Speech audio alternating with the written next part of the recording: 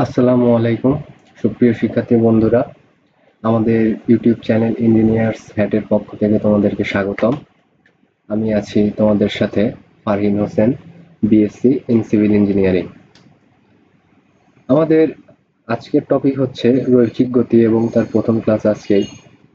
তো রৈখিক গতি সম্বন্ধে ধারণা পেতে হলে আমাদের প্রথম যে কনসেপ্টটা আসে সেটা হচ্ছে স্থিতি এবং গতি।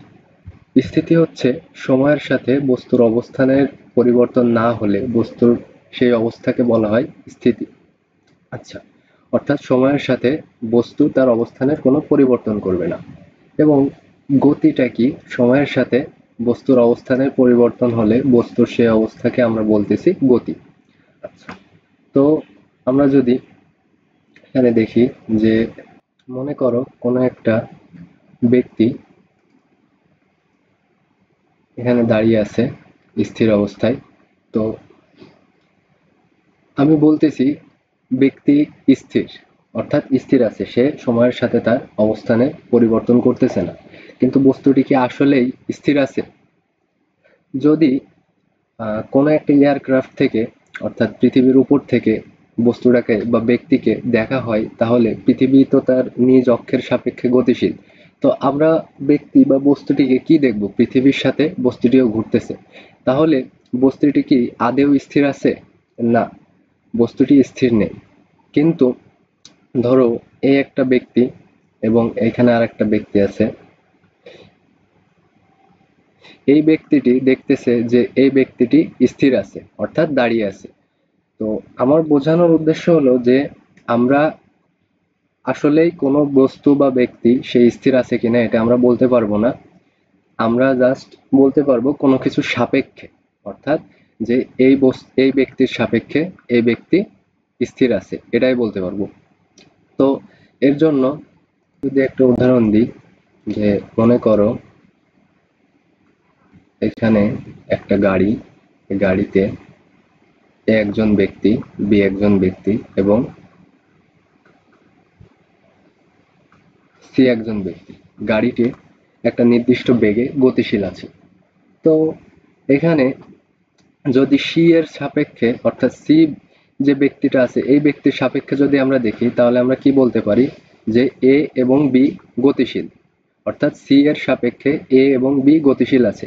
কিন্তু যদি এ এর সাপেক্ষে বি কে দেখা হয়, অর্থাৎ এ এর সাপেক্ষে তুমি যদি বি কে দেখো, তাহলে একটা বাসের ভিতরে বা গাড়ির ভিতরে এ এবং বি দুইটা ব্যক্তি আছে, তাহলে তাদের বেগ যেহেতু পরস্পরের সাপেক্ষে সমান, তাহলে তারা একে অপরের সাপেক্ষে স্থির।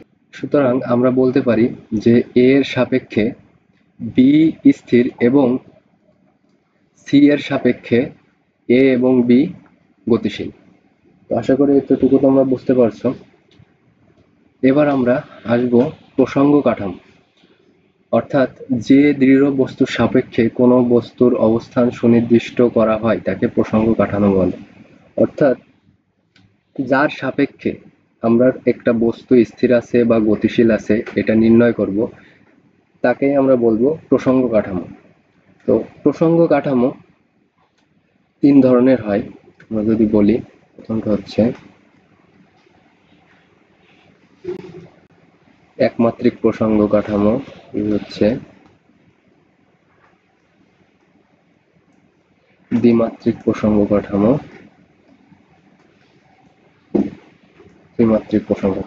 অর্থাৎ একমাত্রিক প্রসঙ্গ কাঠামো যাকে আমরা ওয়ান ডাইমেনশনাল বা ওয়ান ডি বলে থাকি, একইভাবে দ্বিমাত্রিক এবং ত্রিমাত্রিককে টু ডাইমেনশনাল বা টু ডি এবং ত্রিমাত্রিককে থ্রি ডাইমেনশনাল বা থ্রি ডি বলে থাকি।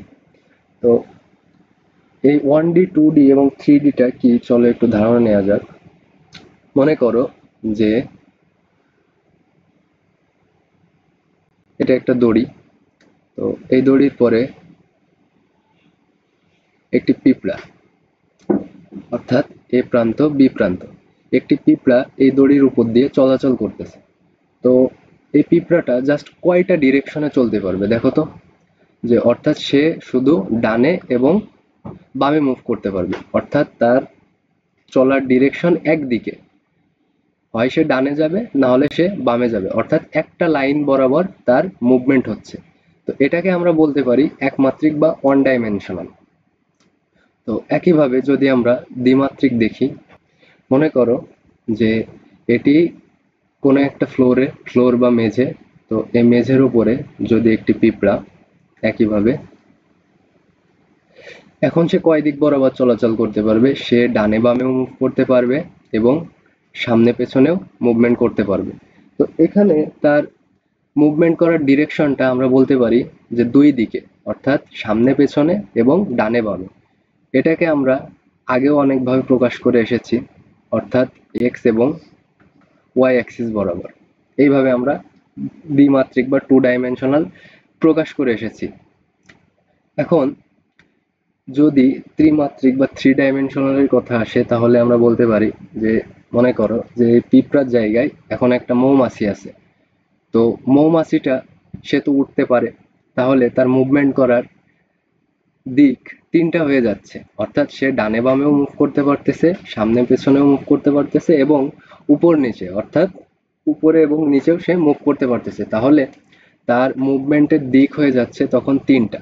তখন আমরা বলতে পারি যে যে এইদিকে, অর্থাৎ এক্স অক্ষ এবং ওয়াই অক্ষ বরাবর সে মুভমেন্ট করতে পারতেছে এবং উপর নিচ। তো এটা তো যেহেতু এই আমি যার পরে লিখতেছি এটাও একটা টু ডাইমেনশনাল, তো এখানে আমি 3D অঙ্কন করতে পারবো না। এটা যদি 3D হইতো তাহলে আমি অঙ্কন করতে পারতাম। তো এখানে আমরা এটাকে এইভাবে অঙ্কন করতে পারি, অর্থাৎ এই যে এক্স এবং ওয়াই, এরা পরস্পরের সাপেক্ষে পারপেন্ডিকুলার বা 90 ডিগ্রি। তো এই যে ডিরেকশনটা, এটাকে যদি আমরা জেড বলি, তো এই ডিরেকশনটা ওয়াই এবং এক্স অক্ষের সাপেক্ষে 90 ডিগ্রি আকারে আছে।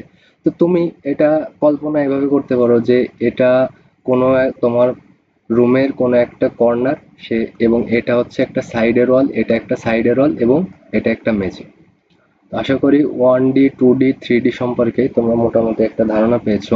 এখন আমরা দেখব দূরত্ব কি এবং সরণ কি। তো কোনো বস্তু বা ব্যক্তি দ্বারা অতিক্রান্ত সমগ্র পথকে দূরত্ব বলে।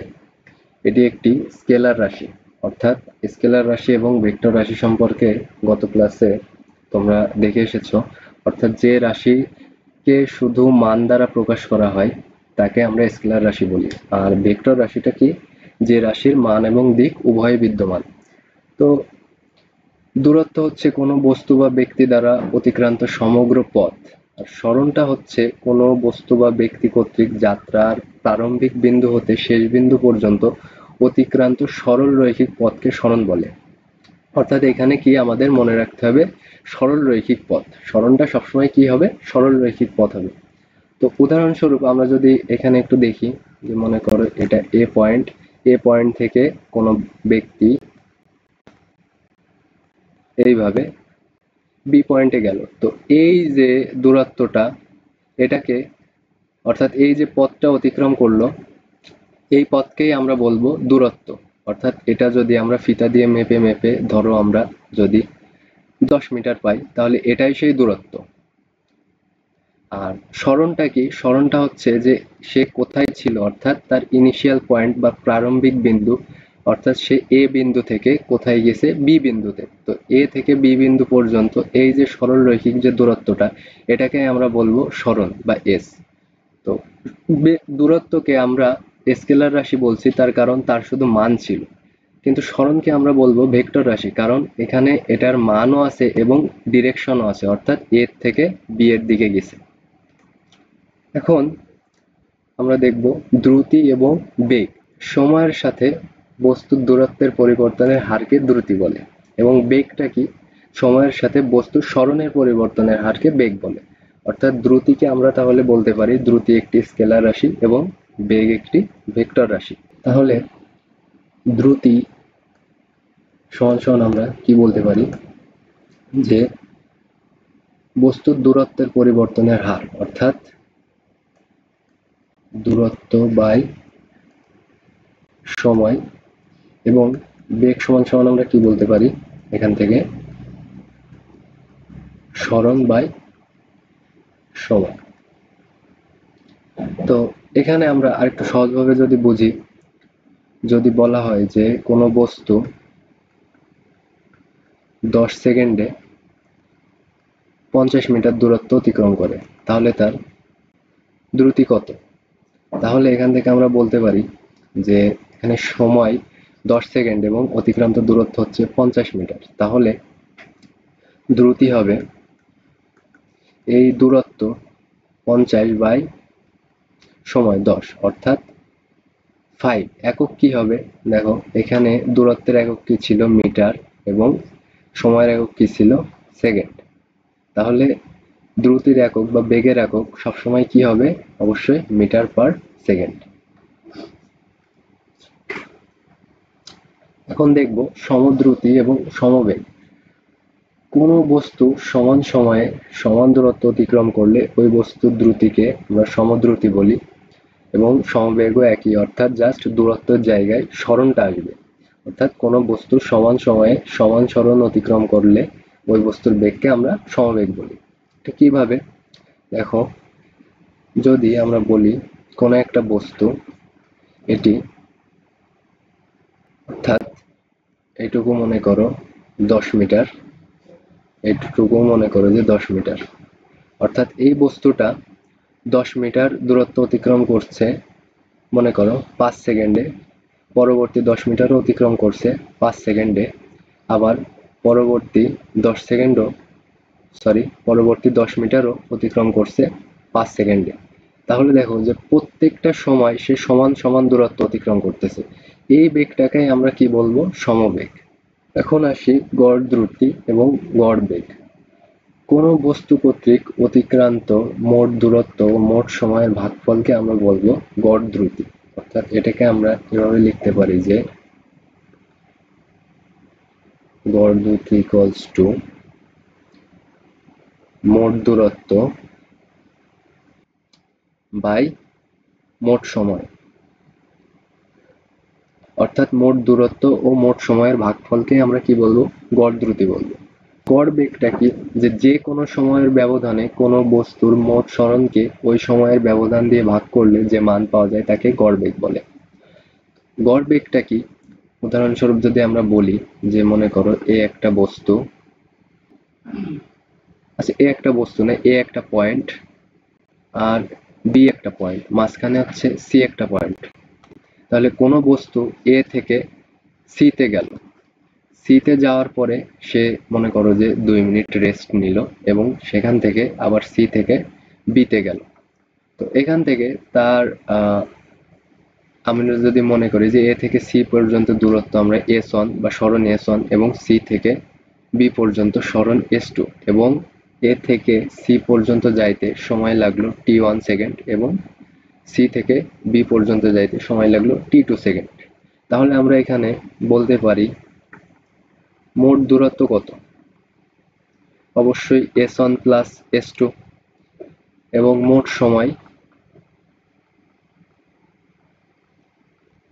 অবশ্যই T1 প্লাস T2। তাহলে আমরা এখানে গড় বেগ সমান সমান বলতে পারি যে মোট সরণ বাই মোট সময়। তাহলে এখানে মোট সরণ কত হয়েছে? S1 প্লাস S2 এবং মোট সময় T1 প্লাস T2। এটা হচ্ছে গড় বেগ। এভাবে আমরা গড় বেগ বের করতে পারি। এখন দেখব ত্বরণ এবং মন্দন। ত্বরণটা কি? ত্বরণটা হচ্ছে সময়ের সাথে বেগ বৃদ্ধির হারকে আমরা ত্বরণ বলবো, এবং সময়ের সাথে বেগ হ্রাসের হারকে আমরা মন্দন বলবো। উদাহরণস্বরূপ যদি বলি, তাহলে মনে করো একটা বস্তু বা ব্যক্তি একটা বেগে সে সামনের দিকে চলমান। তো প্রথম সেকেন্ডে আমরা দেখলাম তার বেগ 1 মিটার পার সেকেন্ড, দ্বিতীয় সেকেন্ডে আমরা তার বেগ দেখলাম 2 মিটার পার সেকেন্ড, এবং তৃতীয় সেকেন্ডে আমরা তার বেগ দেখলাম 3 মিটার পার সেকেন্ড। তো এখানে আমরা বলতে পারি যে প্রথম সেকেন্ডে যে বেগ ছিল দ্বিতীয় সেকেন্ডে তার থেকে বেশি, তৃতীয় সেকেন্ডে তার থেকে আরো বেশি। এইভাবে তার বেগ সময়ের সাথে সাথে বৃদ্ধি পেলে আমরা তাকে বলবো ত্বরণ। এবং আমরা যদি মন্দনেরটা দেখি, যে কোনো একটা ব্যক্তি, বা এখানে ব্যক্তি না, মনে করো যে কোনো একটা গাড়ি তো প্রথম সেকেন্ডে আমরা দেখলাম তার বেগ 5 মিটার পার সেকেন্ড, দ্বিতীয় সেকেন্ডে আমরা তার বেগ দেখলাম 4 মিটার পার সেকেন্ড, একইভাবে তৃতীয় সেকেন্ডে 3 মিটার পার সেকেন্ড। তো এখানে আমরা অবশ্যই খেয়াল করতেছি যে এখানে একটা গাড়ি, সে প্রথম অবস্থায় অর্থাৎ শুরুতে আমরা দেখলাম তার বেগ 5 মিটার পার সেকেন্ড, দ্বিতীয় সেকেন্ডে দেখলাম 4, এভাবে তৃতীয় সেকেন্ডে দেখলাম 3।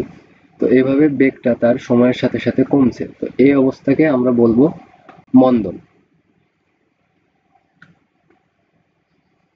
তো আমরা মোটামুটি রৈখিক গতি সম্পর্কিত রাশিগুলোর মধ্যে একটা মোটামুটি ধারণা পেয়েছি। তো আমরা কি কি রাশি সম্বন্ধে ধারণা পেয়েছি একটু দেখে নেওয়া যাক। যে আমরা দেখেছি বেগ, দেখেছি সরণ, সময়, ত্বরণ। বেগকে আমরা সাধারণত ভি দিয়ে প্রকাশ করি, সরণকে এস, সময়কে টি, ত্বরণকে এ দ্বারা প্রকাশ করি। তো এই রাশিগুলোর ভিতরে, তো এই রাশিগুলোর মধ্যে যে সম্পর্ক আছে আমরা সেই সম্পর্কগুলো এখন দেখব। তো আমরা কোনো সূত্রের ডেফিনেশন বা প্রতিপাদনে যাব না, আমরা জাস্ট সম্পর্কগুলো দেখব। প্রথম সম্পর্কটা ছিল v equals to u plus at, যেখানে ভিটা হচ্ছে শেষ বেগ অর্থাৎ ফাইনাল ভেলোসিটি এবং ইউটা হচ্ছে আদি বেগ অর্থাৎ initial velocity. s equals to ut plus half at square, s equals to vt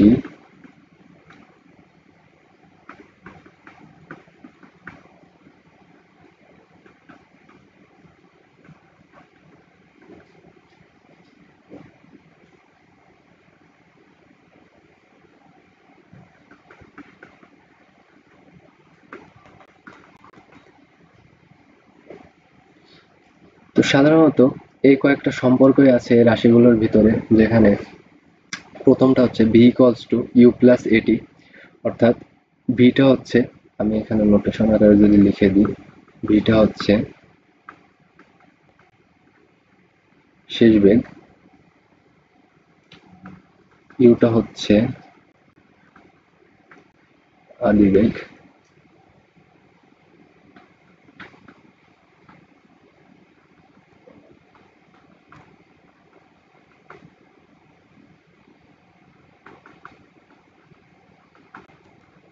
ত্বরণ। তো এখানে এটা হচ্ছে s equals to vt, এটা সমবেগের সূত্র, অর্থাৎ সমবেগ কি আমরা দেখে এসেছি যে কোনো বস্তু সমান সময়ে সমান দূরত্ব অতিক্রম করলে সেটাকে আমরা সমবেগ বলি। তো কোনো বস্তু যদি কনস্ট্যান্ট ভেলোসিটিতে চলে তো তখন আমাদের সূত্র হবে এটা s equals to vt। এবং লাস্টে যে সূত্রটা এটা হচ্ছে STH বলতে, অর্থাৎ আমি এখানে বোঝাচ্ছি যে কোনো নির্দিষ্ট একটা সেকেন্ডে অর্থাৎ একটা নির্দিষ্ট সময়ে কোনো বস্তুর অতিক্রান্ত দূরত্ব, অর্থাৎ এমন ম্যাথমেটিক্যাল টার্মে এমন বলা থাকবে যে সপ্তম সেকেন্ডে বস্তু কর্তৃক অতিক্রান্ত দূরত্ব কত, তখন আমাদের এই সূত্রটা কাজে লাগবে। তো আপাতত তোমরা সূত্রগুলো দেখে রাখো এবং নোট করে রাখো, যখন আমরা ম্যাথ করব, ম্যাথমেটিক্যালি আমরা যখন সূত্রগুলো প্রয়োগ করব তখন তোমাদের বিষয়গুলো আরো ক্লিয়ার হয়ে যাবে। তো আজকের ক্লাস এই পর্যন্তই, দেখা হবে পরবর্তী ক্লাসে। আশা করি তোমরা সবাই বুঝতে পেরেছো এবং তোমাদের যদি কোনো সমস্যা থাকে অবশ্যই কমেন্ট বক্সে জানাবে। তো আজকের ক্লাস এই পর্যন্তই, সবাইকে ধন্যবাদ, থ্যাংক ইউ।